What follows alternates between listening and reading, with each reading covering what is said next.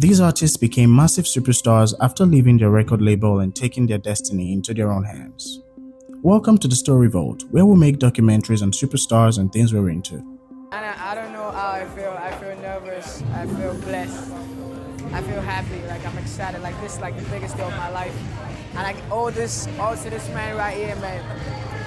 This is my big brother. This is word up. This is everything. West Coast, Nigeria, man. This is my main man right here, man. Without him, he made me. Without God, God made him. God bless you, boys. Love you, baby. In 10, the country was introduced to Starboy, and his debut single, Holla at Your Boy, took over the nation. He was everywhere.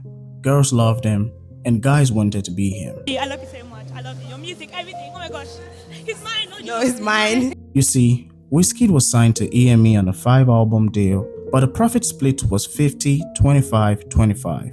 This means 50% of Wizkid's earning would go to EME, 25% to Wizkid's manager, and 25% to Wizkid himself. To put this in perspective, Wizkid was the most sought-after artist. He was regularly booked for shows, charging $5 million per show, and during the festive season, that price increased to about $7 million per show. In a week, Wizkid would be booked for about 4 to 5 shows, meaning he was bringing in 35 to 40 million naira per month for EME. The endorsements started rolling in, and one of the biggest was Pepsi. Wizkid was signed to a $365,000 deal, but with all this cash flow, he only received 25%. Although Wizkid was promised to be in good hands and not worry about accommodation and school tuition, he felt his contributions to EME had exceeded expectations. At the time, there were rumors that the funds were being used to finance the career of other EME artists. Not happy with the situation, Wizkid had a meeting with EME and asked for a review of his contract. He wanted a 50-50 deal, but EME refused, saying he had to give his manager 25%. Wizkid fired his manager, stating he'd get a new one and new security detail and pay out of pocket, but the deal had to be 50-50. EME refused again, saying Wizkid had to get a manager who would keep 25%. This caused a rift between the parties. A source claimed that the final straw was when Wizkid was snubbed during Banky's album listening party. He wasn't invited nor acknowledged, and with just 2 albums in, Wizkid decided to leave EME. Man, I've been doing this 5 years. I was backing up for Banky for a while. I released my album, went on tour. EME wasn't really EME when I came into the picture, We all worked, everyone brought something to the table, I did my own part by releasing music, going to the studio, releasing hits after hits records, doing shows, going on tour. I made money for the company, man. You made money for yourself too? I made money for myself too. So everyone brought in something, and nobody goes into a lifetime contract with anyone. Okay. So at the end of the day, the contract is going to come to an end at some point. So I don't think there's anything bad in someone trying to expand. Banky also described their time together as respectful and stated it was time as well. But they even went as far as photoshopping tweets that he said and I said, and putting them on Twitter then and saying, Banky said this and then we said, and I was like, this never happened. Never really happened. And that's the thing is, if you had people want bad news so much that they'll create it if they have to just sensationalize things. But it was, sorry to disappoint those people, it was a lot more cordial than that. And, and we're still cool. Yeah. Wizkid would miss Banky W's wedding, and while this breakup was dramatic, Adekunle Gold's exit from YBNL was a different story. At the time, Adekunle Gold was a graphic designer for YBNL. In 2014, he went viral for some of his amazing Photoshop skills, and then he released the song Sade. This song was inspired by One Direction's Story of My Life. Sade was different, and the country loved its sound and wanted more of Adekunle. He was signed to a 2-year deal shortly after the release. Sade won the Best Alternative Music at the Eddies in 2015, but some of his fans claimed that the moment was ruined by the infamous clash between Olamide and Don Jazzy at the show. Adekunle Gold, let's be honest, this award belongs to Lil Kesh because Lil Kesh is our next rated artist. Fuck that shit! Baba Yaya! Street is takeover! Every fucking single was a hit, back to back. From lyrically to Shoki to FS Joku, could it down for anybody?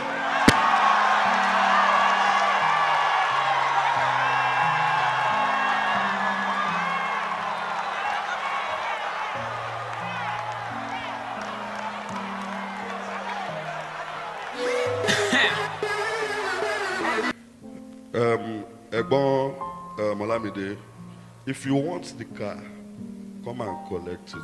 God bless you.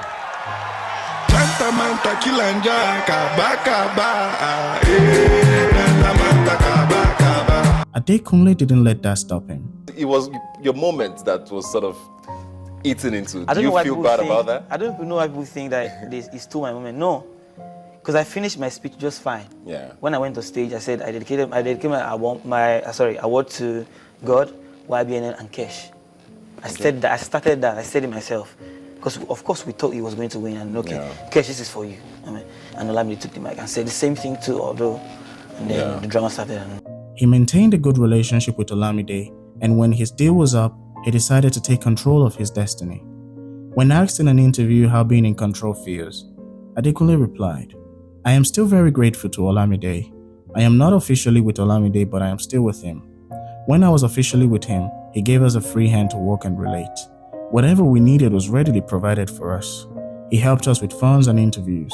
He talked to people that would promote our songs. He gave us airplay. Simply put, we were given a free hand to operate. So what I'm doing right now is a continuation of what Olamide started." Adekunle Gold has since become a bona fide superstar. In 19, he married the love of his life, Simi, and the two welcomed their daughter in 20. While his exit from YBNL was smooth and drama-free, Kizz Daniel's exit was different. You see, Kizz Daniel's problem with G-Worldwide started with the success of Would You. After the song began to gain traction in early 15, Kizz Daniel demanded an update on his contract. His terms were updated starting from the first quarter of 15. In the initial deal, Kizz Daniel was entitled to 30% of all net profit from his performance fees. But report came out that despite all the hits, he only collected a paltry salary of 50,000 naira monthly. The record label denied the report, stating that at no point was Kizz Daniel giving that sum monthly. Kizz Daniel also had issues with collaborating with other superstars as the label restricted him to in-house collaborations. This sparked a public outcry as fans wanted to see him collaborate with other artists. In a 16 interview with Not Just OK, he said, "I'm signed to a record label and the management for now only allows me to collaborate with in-house artists." The public criticism got to G-Worldwide, prompting Emperor Jeezy to release a statement. "We believe as a company that our artists can work hard enough to put themselves in the spotlight without having to leverage on features and collaborations. We understand that this is a risky move but remain convinced that this can be achieved."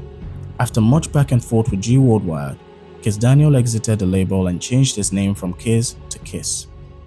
Although Kizz Daniel's exit was stressful with lawsuits and drama, Burna Boy was handled with respect. Before Burna Boy began his global dominance, he was signed to a 2-year deal with Aristokrat Records. He found success with songs like Tonight, Like to Party, and Run My Race. But word on the street was that Burna Boy was done with Aristokrat Records following the release of his album Live, which dropped in 13. It was stated that Burna Boy wasn't pleased with the way the label handled the marketing and release of the album. Reports also stated that Burna Boy did not get a 10 million upfront payment for the album and felt that the label could have done better. However, Burna Boy denied these rumors. He claimed that he left the label after the 2-year contract he signed with them expired and not because he had an altercation with the music group. In an interview with Sound City, he said, "Nothing unnatural happened. I mean, obviously I signed with them for 2 years and the contract expired. And at the time it expired, I'm much bigger, so it's business." Shortly after, Burna Boy would reinvent himself, and with his unique style, Burna Boy will begin his global domination, selling out arenas and becoming the African giant. Although Burna's run with Aristokrat's record had some ups and downs, Tiwa Savage's run in Mavin was successful and smooth. She was signed to Mavin in 12 and was dubbed the First Lady. Tiwa would go on to become the most successful artist under the Dons label, selling out the O2 Arena in 18. She has a very healthy relationship with Don Jazzy, often revering him. In 19, her contract with Mavin expired and Tiwa signed an exclusive deal with the Universal Music Group, giving her access to an international audience as her music would be released internationally through UMG's operations in more than 60 countries worldwide. When news of her exit from Mavin was announced, Don Jazzy took to his Instagram to deliver a very emotional farewell. He wrote, "Our darling Tiwa Tope, we at Mavins would like to say a very big thank you for being such an inspiration to us all. A friend, a sister, As you start this new chapter in your life, we want you to know that we are solidly behind you and we cannot wait for the world to see what we have always believed you can be. Your jersey as the First Lady of Mavins will forever be yours, as we do not intend to fill that position with anyone else. We love you from the bottom of our hearts and pray God blessings to continue to follow you. Overcome with emotions, Tiwa replied to Don Jazz's message saying, "When I got pregnant, I was nervous to tell you, so I decided to tell you at the airport when we were traveling for a show. I figured you couldn't really say much in a public place, but then you told me you already knew and had already been thinking of a plan to keep my brand going while I took some time out. I was shocked because you weren't fazed by the news. You had already started making plans.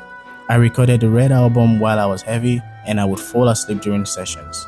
You and the team would crash right there in the studio with me till I woke up again ready to finish the recording. There was nothing you would hear about me that ever made you mad. No outfit was too crazy. No headline was too controversial for you to handle. No crazy outburst, no nothing. If I said today wasn't emotional for me, I'd be lying. Please promise me that our relationship will never change. I only want to make you proud. Not every superhero has an S on their chest. You are my superhero, Dondoro Bucci. 7 years, the number of perfection. I love you always and forever." Tiwa Savage has gone to achieve more success, working with more international artists, releasing chart-topping songs, singing at the coronation of King Charles, and becoming the Queen of Afrobeats. To know more about Tiwa's incredible journey to the crown, click on this video. Thank you for watching. Please like, share, and subscribe.